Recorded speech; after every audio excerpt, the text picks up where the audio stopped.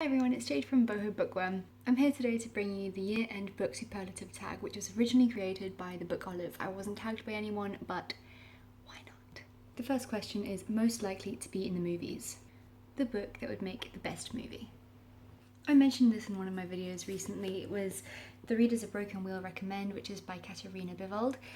For some reason, the moment I started reading this, it just reminded me of a film. Some of the characters just reminded me of certain actors, such as one old man really reminded me, I think his name was George, he really reminded me of Jack Nicholson. Just some of the characters I found were lovely. I thought it would be a really nice, feel-good, easy to watch chick flick movie. Although I didn't enjoy this book as much as I wish I had, and it did give a lot of spoilers for other books, like it gave the ending to Jane Eyre away, to mention one of billions of endings it gave away, which kind of really annoyed me. But besides that, it was enjoyable enough, and I got some good quotes from it, but yeah, not a life-changer book if you ask me.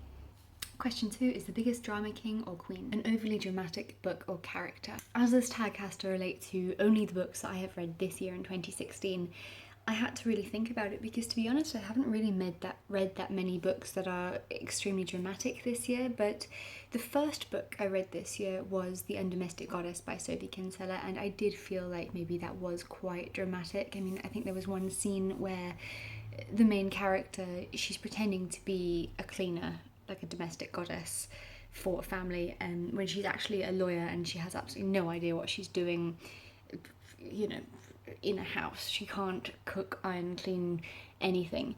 And I think she buggers up the owner's clothing, and then she decides that she's going to go and just buy her all this new clothing instead of just owning up to the fact that she's accidentally destroyed it, and she spends an absolute fortune on buying this woman new clothing. And I just thought, like, that kind of money, even if you are a top lawyer, is just ridiculous. I'm sorry.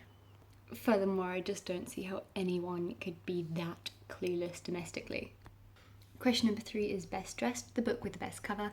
For me this year it has to be Outlander by Diana Gabaldon. Unfortunately my physical copy is in South Africa and I'm in Spain, but I just love my cover. I got it from Switzerland. One of my friends actually brought it back for me, the entire box set, because I didn't like the covers that they had in South Africa for sale.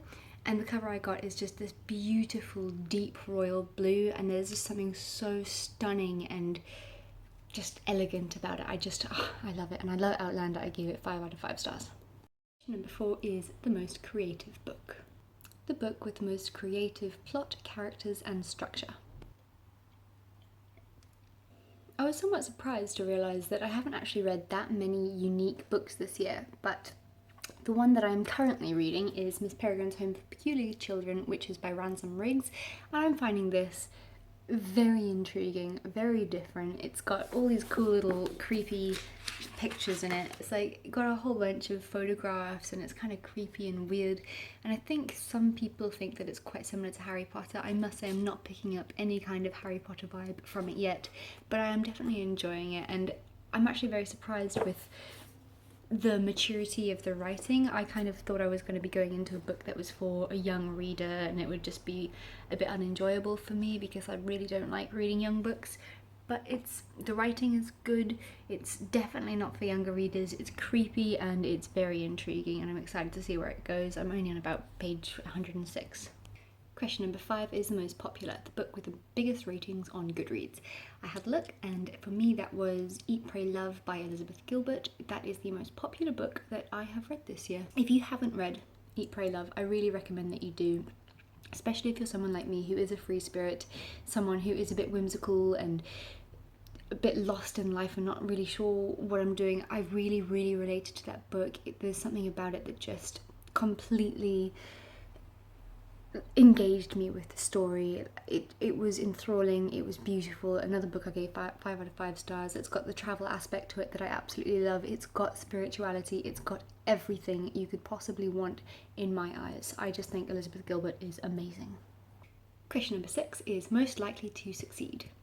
A book that will be appreciated for many years to come. And I had a look at all my books again, and I think this was quite hard to choose as well, but the one I think would definitely get the most attention, even in 50 to 60 years time, is The Secret by Rhonda Byrne.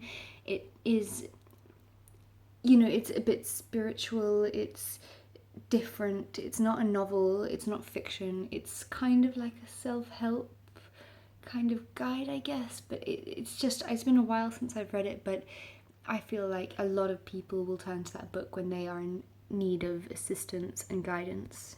It offers you a lot of advice and kind of descriptions on the law of attraction and how to implement that into your life, and gives you a whole bunch of stories from different people that have let that happen to them and kind of given in to the law of attraction and let it take over. And it is really good, and although there was a lot in the book I didn't agree with, I do think that it will be a very much appreciated book for a very long time to come. Question number 7 is Class Clown. A book that made you laugh.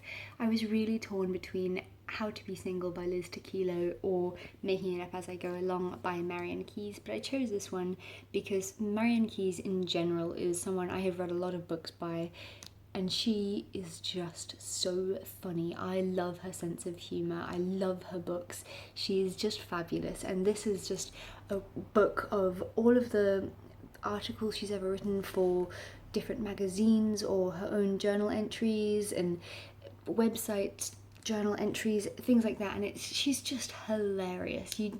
There is no other person in the world like Marian Keyes, and if you are a fan of Marian Keyes, you need this and her humour in your life.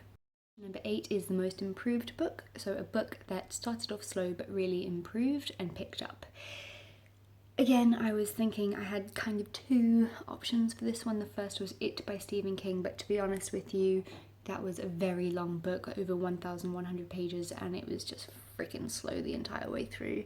The other book that I decided to go for was Before I Go to Sleep by S.J. Watson. Of course, this book is going to be slow-paced because every single time the main character goes to sleep, she forgets everything that ever happened the day before, so every day of her life she has to start over brand new, and it gets quite repetitive and annoying, but near the end it's just like, what the fuck is happening? Like, you've just got to carry it on and you have to keep turning the pages, and there's such a big twist and it's just fantastic. So yeah, this one definitely. Question number 9 is Cutest Couple in a Book. I would love to have said Jamie and Claire from the Outlander series. I did read Dragonfly and Amber this year, but to be honest, that book just wasn't for me. I loved Outlander, but Dragonfly and Amber just fell completely flat for me. I didn't like it, and also Jamie and Claire together kind of bugged me. I thought that Jamie was quite aggressive and rapey and manipulative, and Claire is just a disaster. I don't know, the whole story, it just wasn't for me, but I've heard Voyage is really good, so better luck with the 3rd book in the series. But the couple that I did choose for this answer is Sydney and Ridge from Maybe Someday. This is an absolutely stunning book about Ridge, who's a guy that's deaf, not dead, and Sydney, who is this music lover. She sings, she plays the guitar, and Ridge writes lyrics, and she writes lyrics too, and due to certain circumstances they meet and kind of start experimenting with music together. But it's so beautiful because Ridge is deaf. He has to kind of listen to her voice by putting his ear on her chest and listening to the vibrations of her voice, and it's just absolutely mind-blowingly beautiful, and they are such a lovely couple. And the last question is Biggest Heartbreaker, the book that broke your heart. This is not a book to smile about, but it is a book to be celebrated, admired, scared of, fascinated by, everything. The author is fantastic. Her writing is out of this world phenomenal, and that is Asking for It by Louise O'Neill, an extremely important story that everyone needs to read. It's about a woman who gets raped at a party, gang raped, and what happens to her after that, how she deals with it. And it's just, she used to be this popular, beautiful girl, quite special in her community, and then suddenly she's this victim and she's crying wolf, and it's It's horrific, it's scary, it's raw, it's real. And Louise O'Neill, her writing is just fabulous. Everything about her writing is elegant, descriptive, gorgeous. I love her.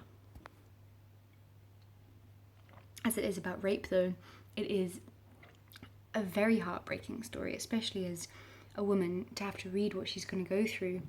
It is absolutely heartbreaking, horrific, scary, traumatic, everything that a book that will break your heart will do to you. So if you've read Asking for It, let me know what you thought of it down below. I absolutely loved it, and I've got Only Ever Yours on my TBR pile.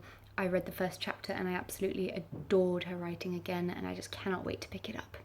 Yeah, so that is the tag done and dusted. I will leave who I tag down below. If you do want to do this and I haven't tagged you, please feel free to do it, and go and check out a Book Olive because her channel is wonderful and she is just such a smart, inspiring person who loves books. So have a great day, guys. Bye bye.